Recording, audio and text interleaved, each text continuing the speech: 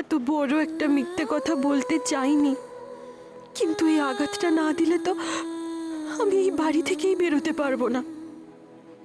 আর আমাকে যে হেডমিস্ট্রেসকে দেওয়া কথা রাখতেই হবে। তুই সত্যি বলছিস না রাধামা? তুই আমার কাছে সত্যি কথা বলছিস না? তুই কৃষকে ভালোবাসিস না এ কথা সত্যি নয়? কাটোয়ায় তোর বিয়ের দিন কৃষে আমাকে বারংবার নিষেধ করা সত্ত্বেও আমি ওকে ইনসিস্ট করেছিলাম তোকে বিয়ে করতে। কেন জানিস? আমি তোর চোখে কৃষের প্রতি ভালোবাসা দেখতে পেয়েছিলাম। আর তুই কৃষকে ভালোবাসিস বলেই কিন্তু ওর সিদ্ধান্তকে সমর্থন করে সেদিন ওই কাটোয়ার বাড়ি থেকে নিজের ভবিষ্যৎ, নিজের সেফটি, সিকিউরিটি কিচ্ছু তোয়াক্কা না করে বিয়েটা ভেঙে দেবার জন্য তুই বাড়ি থেকে বেরিয়ে গিয়েছিলি। ভুল করেছিলাম। না, ভুল তুই সেদিন করিসনি, ভুল করছিস আজ। আজ ভুল করছিস।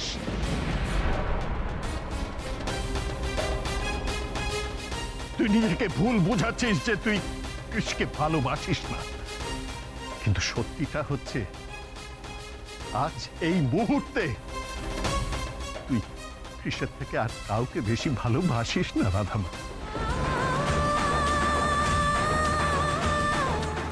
জন্মের পর থেকেই তুমি কৃষের বাগদত্তা রাধা। মাঝখানে বেশ কয়েক বছর দুলালদার দাদা ভাইয়ের কোনো যোগাযোগ ছিল না, কিন্তু সেই যোগাযোগটা আবার করিয়েছো তুমি। কিন্তু এটা শুধুমাত্র যোগাযোগ না রাধা, এটা একটা দৈবযোগ। নইলে তুমিই বলো না, দুলালদা হঠাৎ করে কৃষের এনগেজমেন্টের দিন এই বাড়িতে কি করে এলো বলো? কারণ ঈশ্বর চেয়েছিলেন যে জারার সাথে কৃষের বিয়েটা হবে না, তোমার সাথে হবে রাধা, তোমার সাথে হবে। আর ঈশ্বরের ইচ্ছেতেই ভোলে বাবার মন্দিরে কৃষের হাত থেকে সিঁদুর তোমার সিঁথিতে এসে পড়েছিল রাধা।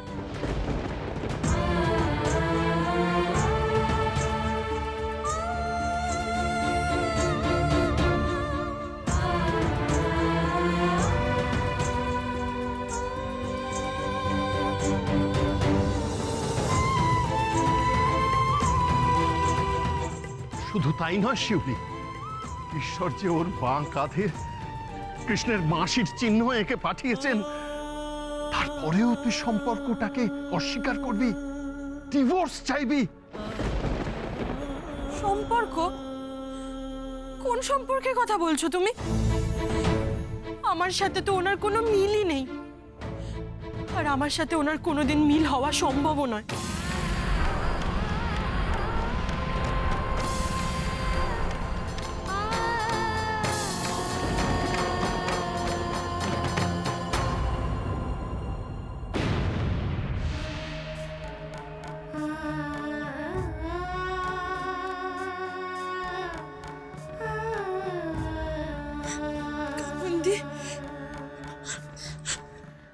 তুমি এত হার্টলেস কি করে হতে পারলে রাধা? কি করে বলতে পারলে যে তুমি কৃষকে ভালোবাসো না?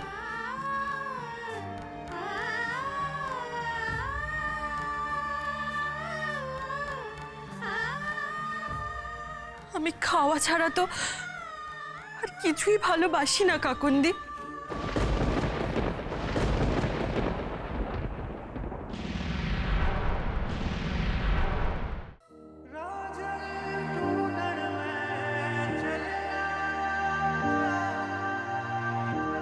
গ্রেট, তো আমি পেপারটা সাইন করে দিচ্ছি। না না কৃষ, সই করো না তুমি। কৃষ প্লিজ ডোন্ট ডু ইট। এবার খুশি তো? এটাই চেয়েছিলে তো তুমি? নাও গেট লস্ট।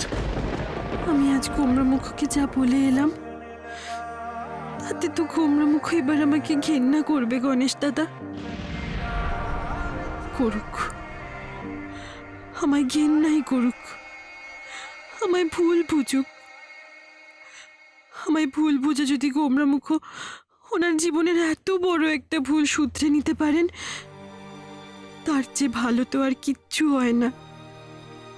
আর যা হয়েছে খুব ভালো হয়েছে। এবার কুমড়োমুখ যারা ম্যাডামকে নিয়ে সুখে ঘর করুক। আমি আর কোনোদিনও ওনার সুখের পথে কাটা হব না, কোনো দিনও না। কিন্তু আমি এখন কোথায় যাব?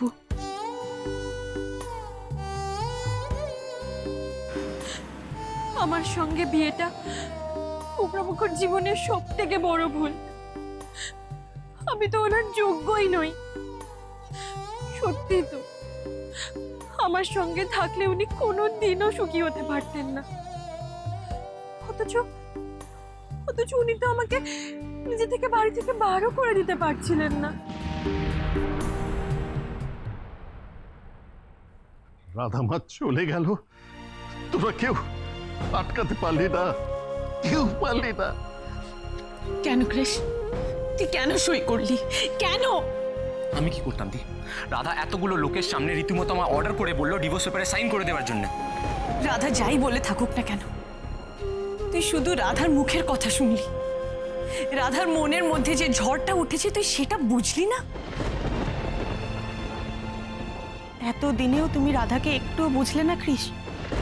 আরে ওদের মধ্যে মিলমিশ বোঝাপড়া ছিল না বলেই রাধা চলে গেছে। আর একটা মৃত নন ফাংশনাল সম্পর্ককে কাঁধে নিয়ে ঘুরে বেড়ানো তো কোনো মানে হয় না। থ্যাংক গড রাধা সেটা বুঝেছিল, চলে গেছে। তাহলে আমার কৃষের জীবন হেল হয়ে যেত। অ্যাবসলিউটলি। কৃষের লাইফ তো এখন হেল হবে শোভা ব্যানার্জি। রাধার ওপর রাগ করে কৃষ ডিভোর্স পেপার ওপর সই করে বোকামি করেছে। রাধাকে বাদ দিয়ে কৃষ কখনো সুখী থাকবে না, কখনো না। আমি কি করতাম দি? রাধার সামনে হাত জোর করে রিকোয়েস্ট করতাম আর বলতাম, রাধা রাধা প্লিজ তুমি আমায় ডিভোর্স দিও না। কৃষ, মাঝে মাঝে নিজের লোকের কাছেও মাথা নিচু করে ছোট হতে হয়। কি তোমরা তখন থেকে রাধা রাধা রাধা করে যাচ্ছ বলো তো? রাধা ডিভোর্স দিয়ে চলে গেছে না, this is a close chapter. Close হয়ে গেছে, ক্লোজ হয়ে গেছে না দিদি ভাই কলকাঠি নেড়ে ওটাকে ক্লোজ করে দিয়েছে, সেটাই আমাদের জানতে হবে। ব্যাপারটা কি দাঁড়ালো? রাধা আউট, জারাইন। মানে আমার তো একের পর এক সর্বনাশ চলছে, এবারে একেবারে সারে সর্বনাশ, বুঝেছো? দাদাভাই আমার তো খুব ভয় করছে।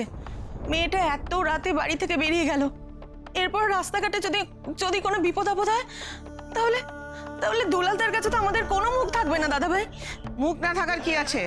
আমরা তো আর ঘাট ধাক্কা দিয়ে ওকে বের করিনি, ও নিজে ইচ্ছে চলে গেছে। আমাদের কিন্তু আর কোনো দায়িত্ব নেই। আছে, দায়িত্ব আছে, দায়িত্ব আছে। কৃষ, তুমি কি মনে করো একটা সামান্য কাগজে সই করে দিয়েছো বলে রাধার প্রতি তোমার সমস্ত দায়িত্ব শেষ হয়ে গেছে?